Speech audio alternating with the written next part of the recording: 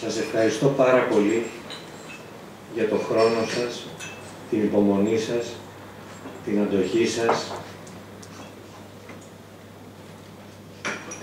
Μια αγκούσα τη βλέπω.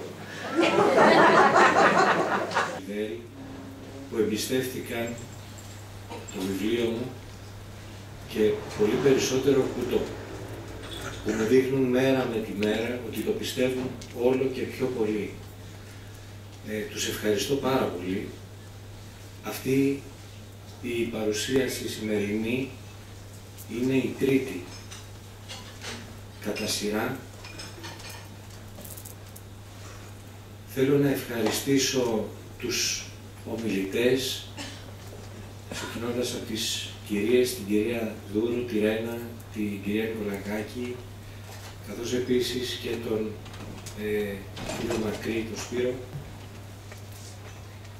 για τις προσεγγίσεις τους. Θα ήθελα να σας πω δύο λόγια, δεν θα σας πω πολλά, να σας αφήσω και ένα περιθώριο έτσι να διαβάσετε για το βιβλίο. Ο Ουμπέρτο Έκο λέει πως η λογοτεχνία είναι μια συσκευή διπλής κωδικοποίησης που έχει επινοηθεί προκειμένου να εκμεέβει ερμηνείες. Η διπλή κωδικοποίηση, εκτός από απαραίτητη προϋπόθεση για τη λογοτεχνία, είναι και ο τρόπος με τον οποίο ο συγγραφέας δείχνει τον απαιτούμενο σεβασμό του τόσο στην νοημοσύνη όσο και στην ευμένεια του αναγνώστη.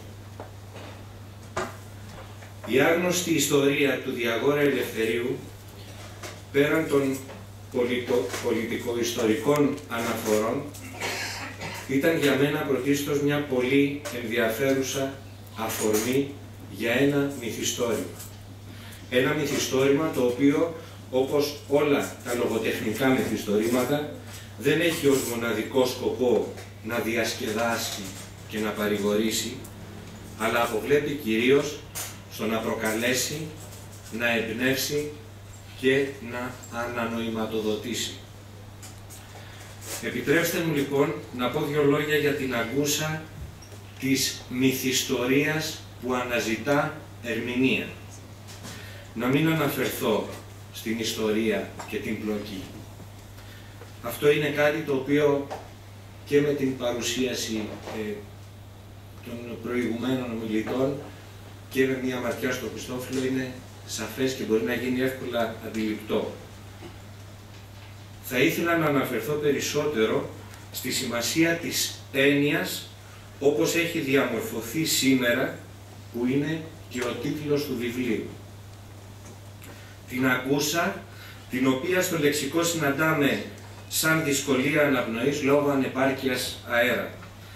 Αυτό που προσπάθησα να αποδώσω, προσομοιώνοντας κατά το δυνατόν την αφηγηματική ταχύτητα με την ταχύτητα της σημερινής καθημερινότητας. Την ταχύτητα από την οποία ο άνθρωπος σύρεται άβουλος πίσω από τα γεγονότα και τις καταστάσεις που τον ξεπερνούν, αφού πρώτα τον σημαδέψουν περνώντας από πάνω. Στο μυθιστόρημα προσπαθώ να καταγράψω το βαριανάσαιμα του ανθρώπου που προσπαθεί να υπάρξει μέσα στα συντρίμμια που άφησε στο πέρασμά της ό,τι θα μπορούσε κανείς να χαρακτηρίσει κακή μοίρα. Ο μοναχικός αγώνας του να τα περιμαζέψει και να τα μετατρέψει σε θαύματα που θα τον καταστήσουν ξανά άνθρωπο. Να μετατρέψει σε αξίες, κομμάτια πατρίδας, κομμάτια έρωτα, κομμάτια ζωής. Ο Διαγόρας Ελευθερίου δεν είναι ο ήρωας που εξυψώνεται στο φως της ιστορίας, αλλά αντιθέτως ο αντιήρωας που η ιστορία κρύβει καταδικάζοντάς τον στην αιώνια σκιά μιας τυχής της. Και αυτό με αφορά. Με αφορά η στιγμή της πτώσης του και ο αγώνας του να σηκωθεί ξανά. Το γιατί. Με αυτό ταυτίζομαι. Με την εκδοχή μιας ανθρώπινης διαθήκης που μέσα από συνήθεις καθημερινές φράσεις τόσο σοφές όσο και αδιάφορες, αναδύεται το μείγμα αλήθειας και πλάνης. Αυτό το πολύτιμο μείγμα που, όπως λέει ο Κασάρες, μπορεί να πυροδοτήσει τις καλύτερες προφητείες. Δεν είναι η καταγραφή της Διαθήκης ενός Θεού που έγινε άνθρωπος για να γίνει πιο Θεός, αλλά ενός ανθρώπου που απλά προσπάθησε να υπάρξει. Προσπαθώ να καταγράψω την μία επιπλέον εκδοχή που όταν υπάρχει, και είμαστε όλοι σίγουροι ότι πάντα υπάρχει, τότε η μοναδική αλήθεια καταρρέει. Είναι η πέμπτη αλήθεια που το βάρος της κρέμεται πάνω από τις 4 αλήθειες σαν αυτές του Ευαγγελίου, τις περισσότερες της ιστορίας ή όποιες άλλες που αρκούντος ευαγγελισμένες μιλούν πάντα για μία και μοναδική. Είναι το υπαρκτό και απροσδιόριστο βάρος που σηκώνει ο άνθρωπος στην πλάτη, οδεύοντας προς έναν όχι γνωστό, μα άγνωστο προορισμό. Την απατηλή πορεία προς τη θέωση, την αναπόφευκτη πτώση, τα πάθη και το τέλος. Ένα τέλος που όσο άδικο και διεστραμμένο να είναι αποδεκτό ως φυσικά ανθρώπινο και θεϊκά νομοτελειακό.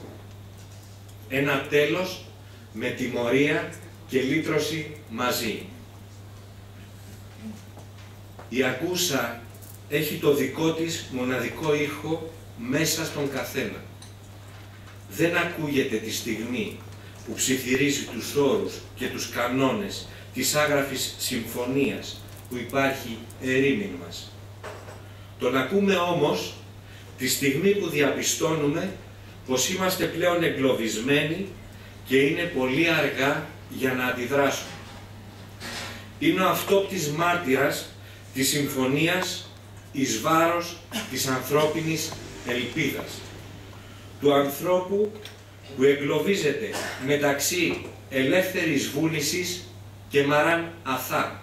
Με άλλα λόγια, είσαι ελεύθερος να κάνεις ό,τι θες, όμως μην ξεχνάς πως ο Θεός είναι παντού και σε βλέπει. Είναι ο μάρτυρας της ψυχής που τιμωρείται για το σώμα. Του ανθρώπου που ένιωσε, άρα δεν σκέφτηκε. Του ανθρώπου που ερωτεύτηκε, επομένως αμάρτησε. Αυτού που δεν μίλησε, άρα έκρυψε. Αυτού που μίλησε, επομένως πρόδωσε. Αυτού που πολέμησε, άρα σκότωσε. Του ανθρώπου που τελικά έζησε, άρα έσφαλε. Του καθενός που γνωρίζει καλά πως όσο δεν πρόκειται ποτέ να γίνει ήρωας, άλλο τόσο δεν πρόκειται ποτέ να γίνει Θεός. Αυτό είναι η ακούσα.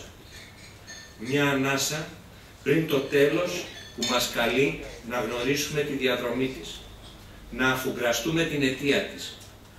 Όχι όπως την περιγράφει το λεξικό, σαν δυσφορία από υπερβολικό φαγητό ή σαν δυσκολία αναπνοής λόγω ανεπάρκειας αέρα, αλλά ανανοηματοδοτώντας και καταλήγοντας στο σήμερα, σαν δυσκολία ύπαρξης ελπίδας λόγω ανεπάρκειας προσωπικής και εσωτερικής, μιας ανεπάρκειας αποδεκτής και απάλευτης, καλοταϊσμένης, σχεδόν μπουχτισμένης, με αποφάγια ξαναζεσταμένης ζωής, άνοστου συναισθήματου και έρωτα, ανύπαρκτης συναίσθησης, καπηλευμένης σοφίας και γνώσης. Είναι η δυσκολία ύπαρξης ελπίδας που στερεύει ολοένα και περισσότερο μέσα μας, λόγω μιας ανεπάρκειας που με άγνοια και πίστη τροφοδοτούμε. Υποκατάστατα που επιμένουμε να αναμασάμε και να εισπνέουμε μέχρι και τα τελευταία να σωθούν. Να μας αφήσουν μια ανάσα σκέψης πριν το τέλος με τον ήχο του πόνου και της παρηγοριάς. Να μας τιμωρήσουν, μπας και μας λυτρώσουν μαζί. Σας ευχαριστώ όλους και σας εύχομαι καλή συνέχεια.